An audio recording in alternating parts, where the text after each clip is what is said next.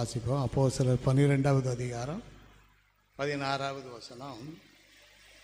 பேதுரு பின்னும் தட்டி கொண்டிருந்தான். அவர்கள் திறந்தபோது அந்த ரூமுக்குள்ளே இருந்தவங்க எல்லாரும் கதவை திறந்த உடனே பேதுருவை பார்க்குறாங்க. அவங்க பேதுருவை பார்க்கணுங்கிறதுக்காக தான் ஜெபம் பண்ணுதாங்க. ஆனால் பேதுரு இவ்வளவு சீக்கிரமாக வருவார்னு சொல்லி அவங்க என்ன செய்யலை, எதிர்பார்க்கல. பேதுரு வருவார், இந்த ஞாயிற்றுக்கிழமை வரட்டாலும் அடுத்த ஞாயிற்றுக்கிழமை என்ன செய்வார், வருவார். ஆனால் இவ்வளவு சீக்கிரமாக வருவார்னு சொன்னால் அவர் நமக்கு கிரகிக்கக்கூடாத பெரிய காரியங்களை அவர் நமக்கு செய்கிறார். அல்லேலூயா. சம்பவம் என்னங்க நமக்கு நல்லா தெரியும். பேதுரு சிறைச்சாலையில் அடைபட்டு கிடக்கிற இடத்துல சபையார் ஒரு பாரப்பட்டு இந்த பேதுருவை எப்படியாவது வெளியே என்ன செய்யணும், கொண்டு வரணும். நம்ம போய் சொன்னால் நடக்கக்கூடிய காரியம் கிடையாது. ஜெபம் பண்ணுவோம் அப்படின்னு சொல்லிட்டு எல்லாரும் 12வது அதிகாரத்தில் 5வது வசனத்தை வாசிப்போம். அப்படியே பேதுரு சிறைச்சாலையில் காக்கப்பட்டிருக்கையில் சபையார் அவனுக்காக ஊக்கத்தோடே ஜெபம் பண்ணினார்கள். அல்லேலூயா. நானும் நீங்களும் இன்னும் நம்ம ஜெபத்தை கூட்டணும், ஆழப்படுத்தணும்.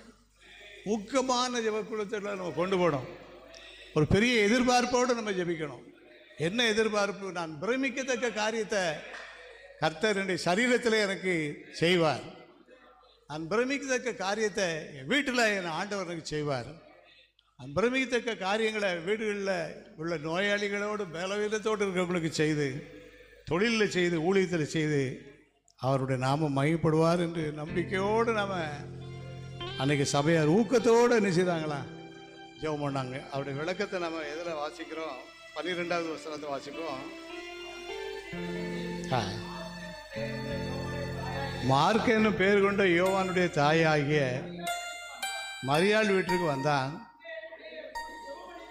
மரியாள் வீட்டில் அங்கே அநேகர் கூடி ஜெபம் பண்ணி கொண்டிருந்தாங்க. என்ன காரியத்துக்காக ஜெபம் பண்ணாங்கன்னா, பேதுரு என்ன செய்யணும், நல்ல ஊழியக்காரருடைய ஊழியம் முடங்கி கிடக்கு, இந்த ஊழியத்தை மறுபடியும் அவர் திறமையாக செய்யணும், ஊழியத்தை யாராலும் தடை பண்ணக்கூடாது, ஆண்டவர் அற்புதங்களை செய்யணும் அப்படின்னு சொல்லி அநேகர் பேதுருவுக்காக ஊக்கத்தோடு என்ன செய்தாங்க, ஜெபம் பண்ணியிருக்காங்க. கிறிஸ்துவுக்குள் அன்பானவர்களே, நாம் எல்லாரும் ஜெபம் செய்து இவ்வளோ நாளும் நம்ம ஆசீர்வாதமாக இருக்கிறோம்.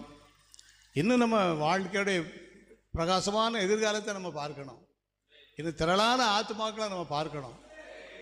இன்னும் நம்ம வீடுகளில் கடினமான சூழ்நிலைகளை எல்லாம் நம்ம பகிர்ந்து கொண்டோம். எல்லா